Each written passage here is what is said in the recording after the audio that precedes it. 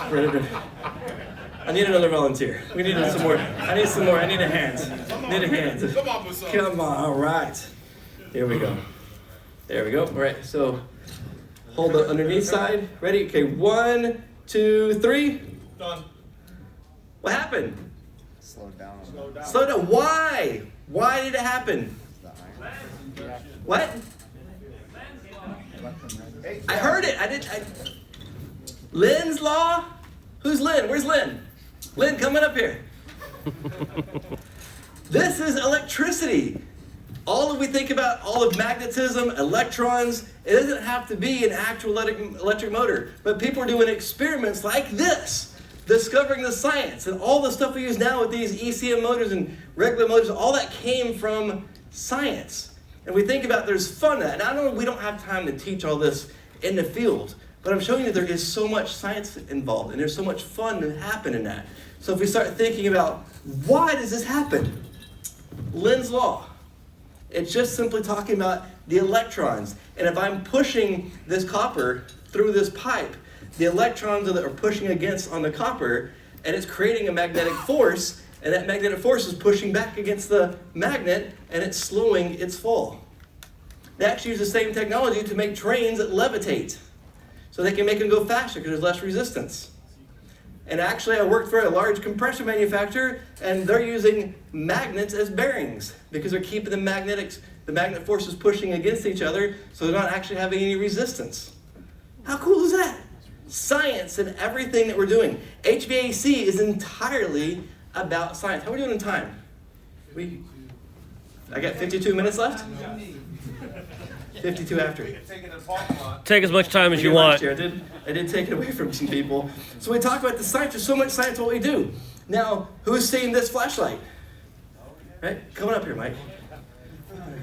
Is that a shake weight? Right? So we have a magnet inside of here, and we got copper windings wrapped together. So you got to hold it this way so everybody can see the light come on, because it's going to overpower these huge lights, I'm sure. So what we're going to do is we're going to send that magnet back and forth.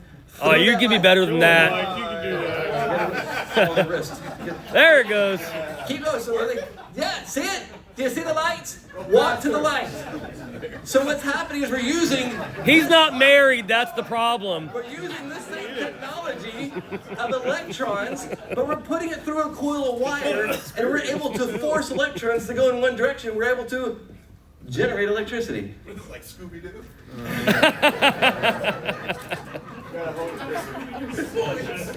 Zoinks! So, when then we say the same thing, we can use electricity through a coil of wire to make the magnet move. So we can generate electricity or make a motor with the same technology, the same science of that. How cool is that? And that amazes me. Like, I think it was, what do you call it, Goodwill. Like, I get a lot of my stuff from Goodwill, Salvation Army, all those little things, so. Right? That's the principle of ECM motors, is the stator, the rotor is permanently magnetized, and then the stator is copper and allows it to run that magnet without touching each other, and it requires less bearing force. Come, get Hi, you know I know this one. Oh, yes, that's exactly right. Yes, it's amazing. It's amazing how much science all goes into that. It's amazing. Yes, all that goes into making these motors. I'll call you back again, I'm sure.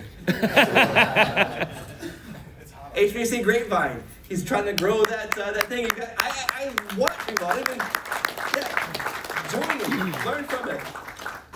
I was actually asking Jim over here with White Rogers, now Copeland's, questions about the hot service igniters and what happens when you touch them, because Kevin and got together and had great questions, great conversation. I was following. The experiment's not done yet. It's not done yet, but I'm following it closely. But I had to take a shortcut, and I went and asked Jim Fultz. I said, hey, Jim, what happens? And guess what Jim said?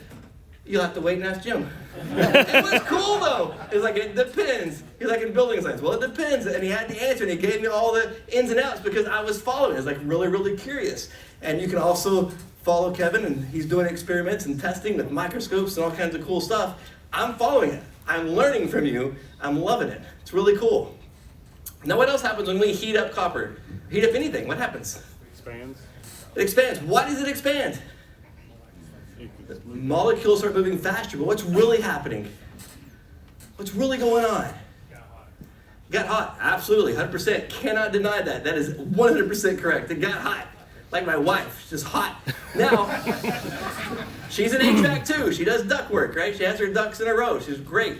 It gets hot, but we put more heat energy into it, and those molecules, that sits together. I normally bring a torch up here, but we're in this building and I don't want to get Brian kicked out. We can put a torch in here, we heat this up, and they won't fit together anymore. Because what we do is we add heat energy. Guess what the molecules do? Vibrate. They vibrate. Good vibrations, but they vibrate. They start moving really, really fast. So when you heat up copper, the molecules are sitting there just like, yeah, we're good. We're good. No. Then you add energy to it, right? You add energy, it's like, yeah, this is great. Need a little bit more room. Gonna have to expand out. And you add a lot of energy, like, yeah, right on, yeah, we have going. A little disturbed. I don't know the words.